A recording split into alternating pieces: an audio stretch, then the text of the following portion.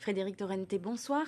Bonsoir Sophie. Merci d'être présent ce soir sur le plateau de TNTV. Vous êtes donc chercheur en anthropologie à la Maison des sciences de l'homme du Pacifique. Vous serez l'un des intervenants demain lors de cette première édition des Tahiti Uri Days. Vous vous êtes, vous, intéressé à la place du chien dans la société polynésienne d'antan. Alors tout d'abord, est-ce qu'on peut savoir à quelle époque les premiers chiens ont été introduits en Polynésie et de quelle manière ? C'est ça qui est fabuleux, c'est que les chiens vont faire partie des premières migrations polynésiennes, enfin d'abord austronésiennes, puis polynésiennes ensuite. Et donc ils vont être les compagnons de tous les grands navigateurs qui vont donc traverser tout le Pacifique pour arriver donc à la Polynésie qu'on connaît ici, mais diffusée dans l'ensemble du Pacifique. Alors comment étaient-ils considérés à l'époque ? Quelle était leur place ? Oula, la place du chien, elle est complètement ambivalente, hein, puisque déjà les chiens ont été introduits avec le cochon, les volailles et le rat polynésien pour manger. Donc évidemment, d'abord c'était une ressource alimentaire importante, mais d'autre part, de façon opposée, le chien avait une place dans la religion ancienne qui est aujourd'hui plus ou moins oubliée. Notamment, il y avait des dieux chiens, et également donc le chien était un animal qui était sacrifié sur certains marais à certains dieux, donc au même titre que le cochon par exemple ou la tortue marine, voilà. Donc autant il pouvait être mangé, mais il y avait aussi un côté sacré. Oui. À l'époque. Il y a eu ensuite l'arrivée des premiers Européens, et c'est à ce moment-là que l'on apprend que vous m'avez appris ce matin que la race de chiens typiquement polynésiens a disparu. Pourquoi ?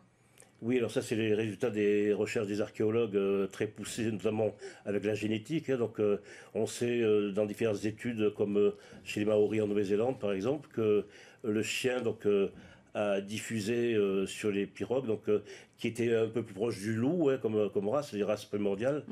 Et puis du coup, au fur et à mesure des contacts avec les Européens, et puis bien sûr du brassage, donc du mélange des chiens entre eux, petit à petit la race n'a pas résisté, et donc la race originelle a complètement disparu aujourd'hui. Son extinction. On évoquait donc le rôle sacré du chien tout à l'heure. On imagine que vous êtes aussi intéressé à Pihoro, considéré comme l'un des plus grands gardiens protecteurs des Polynésiens. C'est ce qui vous a permis, vous, de mieux comprendre la place du chien dans la société polynésienne d'antan ?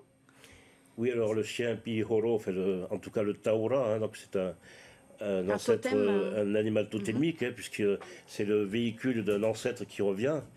Cet animal donc est un peu la superstar de beaucoup de familles polynésiennes, et on le retrouve bien sûr chez les Europa, donc Manotahi, Manorwa, mais aussi donc après avec les Teva, puisque ce chien-là va intervenir dans la naissance, en tout cas mythique, de ce personnage qui s'appelle Teva, qui va être à l'origine de la lignée. Donc on le retrouve un petit peu partout, jusqu'à Wahine, Arwe, etc. Donc c'est un petit peu la superstar des chiens totémiques. Alors, la place du chien a bien changé aujourd'hui, hein, il faut le dire, au regard de l'actualité, mauvais traitement, maltraitance, abandon ou encore divagation. Comment expliquer une telle rupture avec le passé ?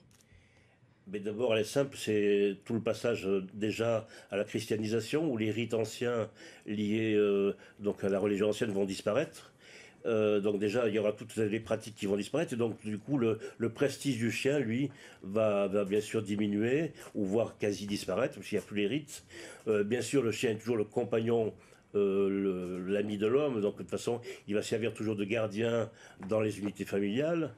Mais après, bien sûr, avec la modernité et la prolifération de certains animaux, donc là aussi, ça s'est emballé pour qu'il y ait tous les problèmes que l'on connaît aujourd'hui, qui seront débattus demain et après-demain, donc avec le SICFA. Voilà. Et à préciser qu'on mange aussi toujours du chien au Tuamotu, donc là-dessus, il n'y a pas eu de rupture.